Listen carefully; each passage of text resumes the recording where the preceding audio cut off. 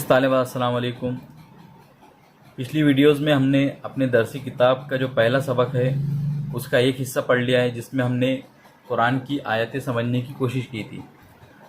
اب جو اگلا حصہ ہے اس میں ہم سبق میں دی گئی احادیث یا حدیثوں کو سمجھنے کی کوشش کریں گے۔ ہیڈنگ ہے من الاحادیث النبویہ۔ من مطلب سے، من ایک حرف جر ہے، اور ہمیشہ اس بات کو یاد رکھیے کہ حرف جر کے بعد آنے والا جو بھی اسم ہوگا وہ حالت جر میں رہے گا، اور حالت جر میں ہونے کی وجہ سے اس کے آخری حرف پر زیر آئے گا۔ تو اسی لیے یہاں پہ دیکھ رہے ہیں احادیث کے جو سا ہے اس کے اوپر بھی زیر ہے۔ احادیث مطلب حدیث، احادیث حدیثیں، النبویہ نبوی یا نبوت سے نبی صلی اللہ علیہ وسلم سے تعلق رکھنے والی۔ یہاں پہ آپ تا پر دیکھ رہے ہیں زیر ہے، اس لیے کہ یہ صفت ہے احادیث کی، اور صفت موصوف کی بالکل مشابہ ہوتی ہے، بالکل موصوف کی طرح ہوتی ہے۔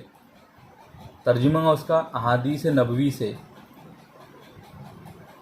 یعنی یہ جو جملے ہیں یہ احادیث نبی صلی اللہ علیہ وسلم سے لی گئی ہے۔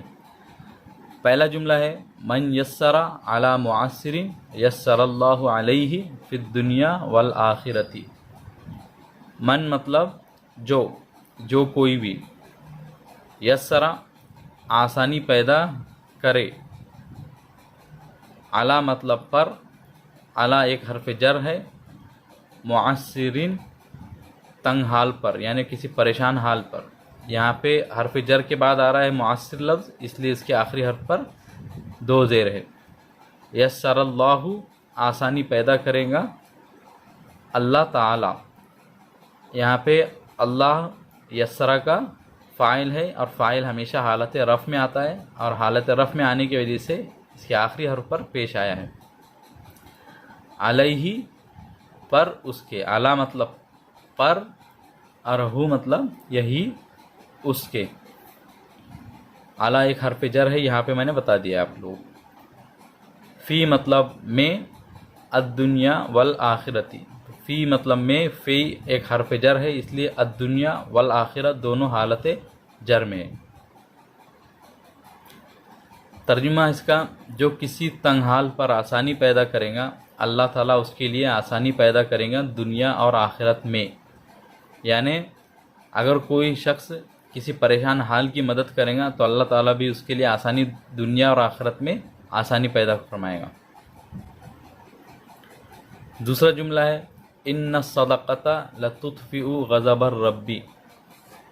بے شک، انا مطلب بے شک، میں نے اس سے پہلے آپ لوگوں کو بتایا ہوں گا کہ انا کو حرف مشابہ بالفعل کہا جاتا ہے، اس لیے کہ یہ ایک فعل ہی کی طرح عمل کرتا ہے، اور جس طرح فعل اپنے مفعول کو حالت نصب میں ڈال دیتا ہے، اسی طرح انا کے بعد آنے والا اسم بھی حالت نصب میں چلا جاتا ہے۔ انا مطلب بے شک، الصدقہ مطلب صدقہ، یہاں پہ آپ تا پر دیکھ رہے ہیں کہ زبر ہے، اس لیے کہ یہ انا کے بعد آنے والا لفظ ہے، اس لیے اس کے آخری حرف پر زبر رہے گا اور یہ حالت نصب میں رہے گا۔ لتطفئ بجھا دیتا ہے، غضب الربی، غضب کو، الربی رب کے، غضب مفعول بھی ہے تطفئ کا، اس لیے یہ حالت نصب میں ہے۔ یہاں پہ با پر دیکھ رہے ہیں آپ کے زبر ہے، اور ربی رب جو ہے تو حالت جر میں ہے، اس لیے کہ مضاف الیہ ہے غضب کا، تو اس لیے اس کے آخری حرف پر زیر آیا۔ ترجمہ کریں گے اس کا، بے شک صدقہ رب کے غضب کو بجھا دیتا ہے، یعنی صدقے کی وجہ سے اللہ تعالیٰ کا غصہ ٹھنڈا پڑ جاتا ہے۔ اس لیے اگر ہم کو جب بھی لگے کہ ہم پر بہت ساری مصیبتیں آ رہی ہے یا ہم پر اللہ تعالیٰ کا قہر نازل ہو رہا ہے تو صدقہ دے، تاکہ اللہ تعالیٰ کے قہر کو ہم ٹھنڈا کر سکے۔ اگلی جو حدیث ہے، ما من مسلم یغرس غرسا او یزرع زرعا فیأکل منہ طیر او انسان الا کان لہ بہ صدقۃ۔ ما مطلب نہیں، من مطلب سے، مسلمین مطلب مسلمان۔ من ایک حرف جر ہے، اس لیے مسلم جو اس کے بعد اسم آیا ہے اس کے آخری حرف پر دو زیر ہے۔ اس لیے کہ یہ حالت جر میں ہے۔ یغرسو مطلب پودا لگاتا ہے، غرسن مطلب کوئی پودا۔ او مطلب یا، یزرع زرعن، یزرع مطلب بیج بوتا ہے، زرعن مطلب کوئی بیج۔ فا مطلب تو، یاکلو مطلب کھاتا ہے،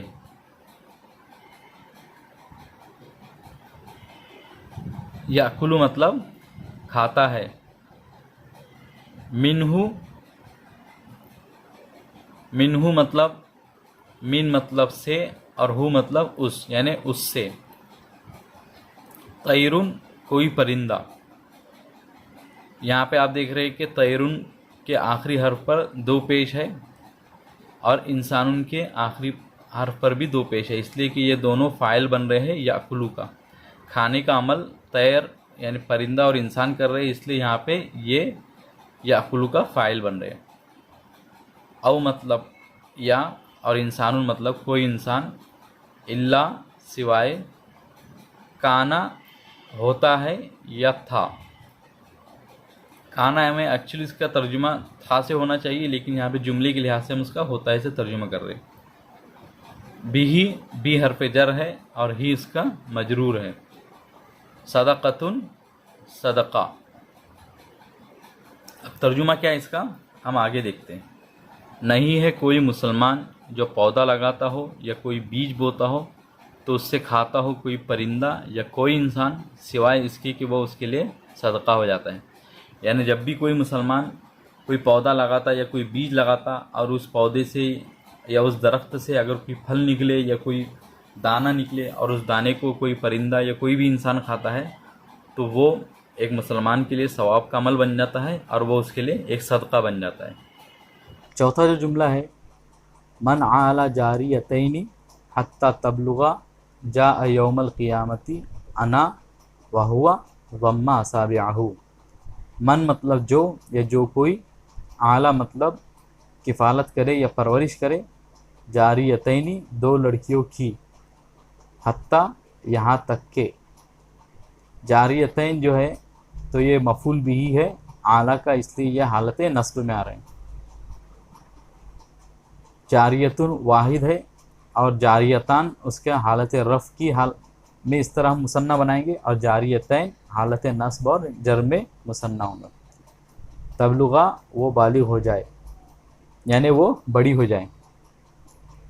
جاء یوم القیامتی، جاء مطلب وہ آئے گا، یوم القیامتی قیامت کے دن، یوم مطلب دن۔ جب بھی جملے میں کوئی اسم آتا ہے اور وہ کسی وقت کو بتاتا ہے یا جگہ کو بتاتا ہے تو اسے ہم حالت نصب میں رکھتے ہیں، اور اسی لیے یہاں پہ یوم بھی حالت نصب میں ہے، اور حالت نصب میں آنے کی وجہ سے ما کے آخری حرف پر زبر آ رہا ہے۔ القیامتی، قیامت کے جو تا ہے اس پہ آپ دیکھ رہے ہیں کہ زیر ہے، اس لیے کہ یہ مضاف الیہ ہے یوما کا۔ انا و ہوا، انا اور ہوا دونوں بھی ضمیر ہے، انا کا مطلب میں اور ہوا مطلب وہ۔ ضمہ ملایا، اصابع مطلب انگلیاں اور ہو مطلب وہ۔ اصابع جو ہے ضمہ کا مفعول بھی ہے اور ہو اس کا مضاف الیہ ہے، اس لیے اصابع کے جو دیکھ رہے ہیں اس کے آخری حرف یعنی عین پر زبر آیا ہے، اس لیے کہ مفعول بھی بن رہا ہے۔ ترجمہ کریں گے اس کا، جو دو لڑکیوں کی کفالت کرے، پرورش کرے یہاں تک کہ وہ دونوں بالغ ہو جائے تو وہ قیامت کے دن آئے گا اس حال میں کہ میں اور وہ اس طرح ہوں گے۔ آپ صلی اللہ علیہ وسلم نے اپنی انگلیوں کو ملایا۔ یہ جو قوسین میں لکھا گیا ہے یہ الفاظ حدیث میں نہیں ہیں، لیکن یہاں پہ ترجمہ صحیح کرنے کے لیے میں نے اس کو لکھ لیا۔ یعنی جو شخص بھی دو لڑکیوں کی اگر صحیح سے پرورش کریں گا، تعلیم و تربیت دیں گا انہیں ان کے بالغ ہو جانے تک کے، تو وہ قیامت کے دن اس حال میں آئے گا کہ وہ اور آپ صلی اللہ علیہ وسلم بالکل دو انگلیوں کی طرح ہوں گے۔ یعنی جس طرح دو انگلیاں ایک دوسرے کی بالکل لگی ہوتی ہے اور ایک دوسرے کے ساتھ ملی ہوتی ہے، تو اسی طرح وہ بھی قیامت کے دن آپ صلی اللہ علیہ وسلم کے ساتھ میں رہے گا۔ اس حدیث میں لڑکیوں کی تعلیم و تربیت کی اہمیت کے بارے میں بتایا ہے کہ ان کی تعلیم و تربیت کی کیا اہمیت ہے اور ان کی پرورش کرنے والے کی کیا ثواب ملیں گا اور کیا اس کی فضیلت ہے۔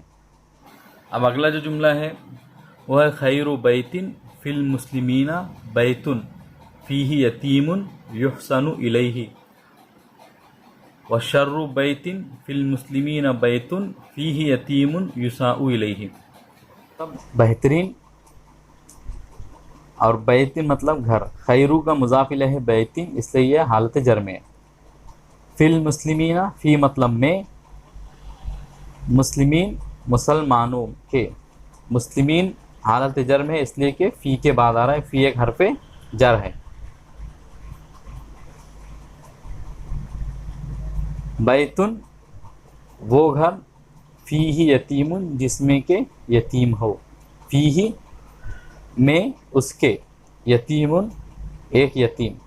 یہاں پہ ایک پوائنٹ نوٹ کیجئے کہ جب بھی کسی نکرہ کے بعد میں ایک پورا جملہ آتا ہے تو وہ جملہ اس نکرے کی صفت بن جاتا ہے۔ یہاں پہ بیتن ایک نکرہ ہے اس لیے فیہ یتیم اس کی صفت ہے۔ اب یہاں پہ یتیم نکرہ ہے، اس کے بعد ایک پورا جملہ آ رہا ہے یحسن الیہ، تو لہٰذا یحسن الیہ یتیم کی صفت ہے۔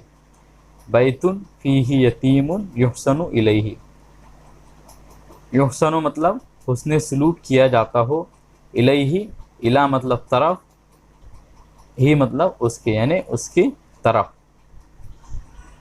وا مطلب اور، شر بیتن بدترین گھر، شر مضاف ہے اور بیتن مضاف الیہ اس لیے بیتن ہر حالت جر میں ہے۔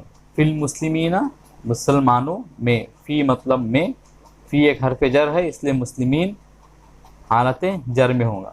بیتن فیہ یتیم، یہاں پہ سیم اسی طرح کی ترکیب ہوں گی یا اسی طرح کا یہاں پہ قاعدہ اپلائی ہوگا جس طرح یہاں پہ ہوا ہے کہ بیتن ایک نکرہ ہے اور فیہ یتیم اس کی صفت بن جائیں گے۔ یساء الیہ یہ یتیم کے صفت بن جائیں گی۔ یساء مطلب برا سلوک کیا جاتا ہو، الیہ اس کے ساتھ۔